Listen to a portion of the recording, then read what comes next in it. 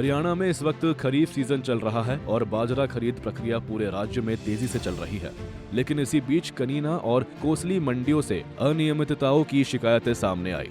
जांच में पता चला कि ई खरीद पोर्टल और मार्केट कमेटी के एच रजिस्टर की एंट्री में गंभीर अंतर है। यानी डिजिटल रिकॉर्ड में कुछ और दिखाया गया जबकि रजिस्टर में कुछ और लिखा था। इसके अलावा गेट पास जारी करने की प्रक्रिया में भी धांधली पाई गई। सीएम ऑफिस ने इन गड़बड़ियों को गंभीरता से लिया और तुरंत जांच के आदेश दिए। जांच में स्पष्ट हुआ कि मंडी के अधिकारी किसानों को ठगने का प्रयास कर रहे थे। इसी के बाद सीएम ने नई अनाज मंडी कनीना के सचिव रहे ईओ मनोज पराशर और कोसली मंडी के सचिव रहे ईओ नरेंद्र कुमार को तत्काल प्रभाव से सस्पेंड कर दिया। वहीं करनाल मंडी में फर्जी गेट पास जारी करने के आरोप में 3 अधिकारियों पर भी कार्रवाई हुई है। करनाल में गड़बड़ी देखने को मिली फर्जी गेट पास की धान की खरीद के वक्त, और ऐसे में हरियाणा के सीएम नायब सिंह सैनी की तरफ से कार्रवाई की गई है।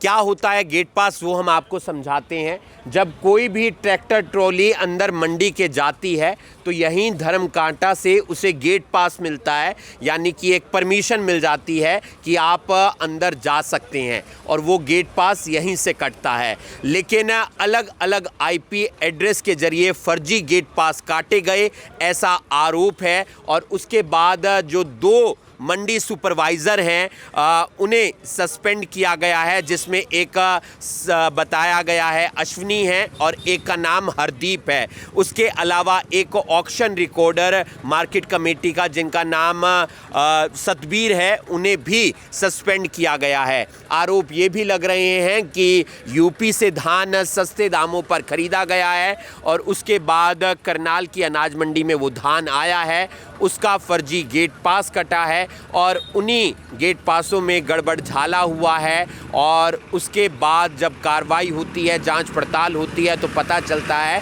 कि अलग अलग आईपी एड्रेस के जरिए फर्जी गेट पास काटे गए। और ये बात जब सीएम नायब सिंह सैनी तक पहुंचती है तो उनकी तरफ से 3 अधिकारियों को करनाल मार्केट कमेटी के 2 मंडी सुपरवाइज़र, जिसमें एक अश्विनी है, एक हरदीप है, उसे सस्पेंड कर दिया गया है, और एक ऑक्शन रिकॉर्डर है सतबीर, उसे सस्पेंड कर दिया गया है।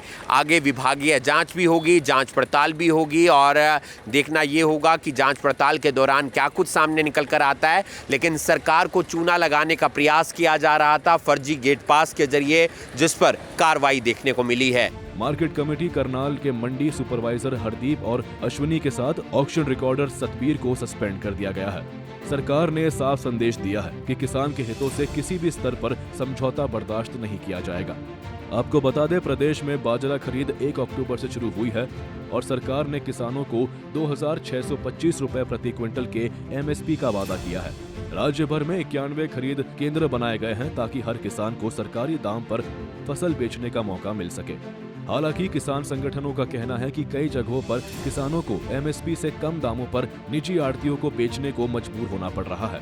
सरकार ने भावांतर भुगतान योजना के तहत यह भरोसा दिलाया है कि नुकसान की भरपाई की जाएगी। मुख्यमंत्री सैनी ने सभी जिला उपायुक्तों और मंडी अधिकारियों को सख्त हिदायत दी है कि खरीद प्रक्रिया पारदर्शी होनी चाहिए। भ्रष्टाचार या लापरवाही बर्दाश्त नहीं की जाएगी। सरकार की ओर से साफ कहा गया है कि किसानों के हित सर्वोपरि हैं। कोई भी अधिकारी अगर खरीद प्रक्रिया में हेराफेरी करेगा तो सीधा कार्रवाई होगी। लापरवाही, भ्रष्टाचार पर सख्त सीएम नायब सैनी खुद कुरुक्षेत्र और आसपास की मंडियों का दौरा कर चुके हैं, जहां उन्होंने लापरवाही पर तुरंत एक्शन की बात कही है।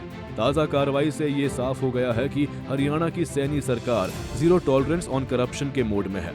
वही सरकार के इस एक्शन मोड से खेतों में पसीना बहाने वाले किसान भी राहत महसूस कर रहे हैं। सूर्य समाचार के लिए चंडीगढ़ ब्यूरो से रिपोर्ट।